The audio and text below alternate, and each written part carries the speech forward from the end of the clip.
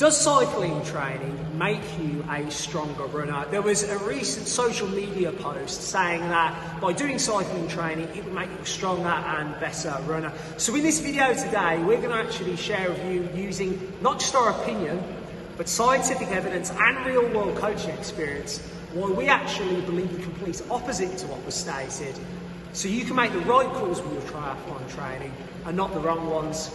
The first belief is that doing cycling means that you use your muscles and the same muscles in the same ways as you do when you run. And sure, your hips move and your knees move, so it does look in general like there are a lot of similarities, but actually your body's very sensitive to small changes in the angle of joints and the position of your body when you do activities like running and cycling. So scientific study shows us that there is actually in reality and context quite a large difference between how we use muscles and which muscles we use when we run versus when we cycle. And that's imperative because the rules of what we call specificity in science and sports science mean that unless there is a lot of similarity between the two activities, one will not transfer very well to the other.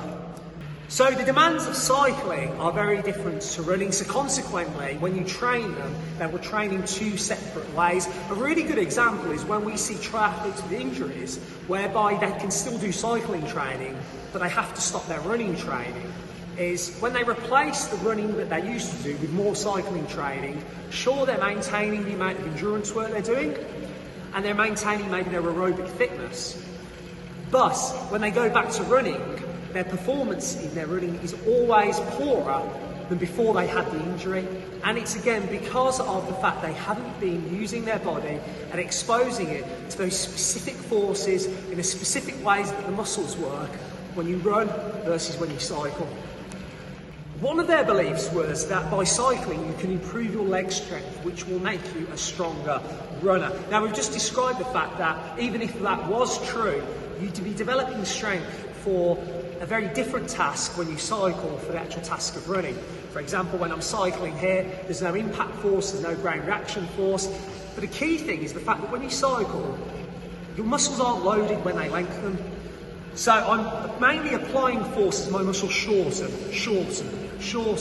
And the momentum of the pedals brings that pedal back round. In other words, the quadriceps, the key muscles, they don't really get much tension in them when they lengthen.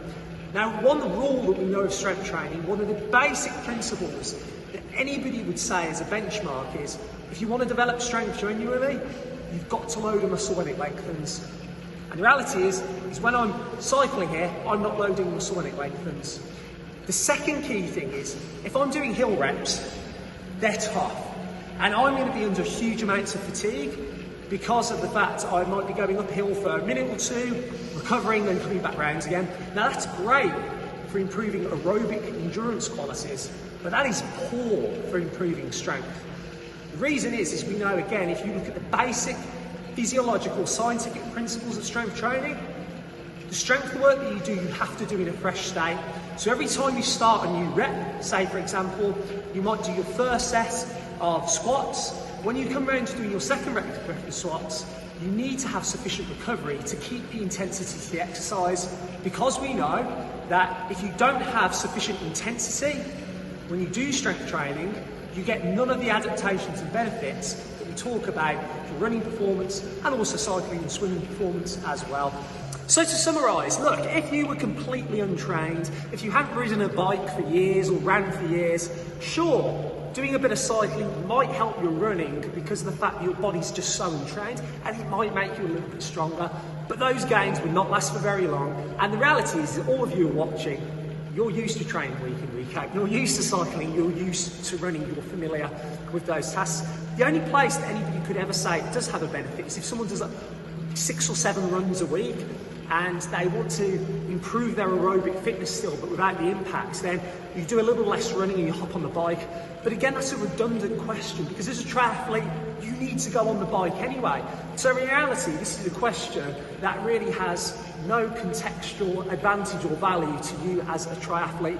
But we wanted to answer it because we didn't want you to fall into the trap of thinking that this would somehow improve your running or that this somehow improved your strength. Because while we do know strength and increases in strength have many benefits in terms of swim, cycle and run performance and injury prevention. This is not strength training. This will not make you stronger, therefore it won't improve the things that we talk about and science talks about.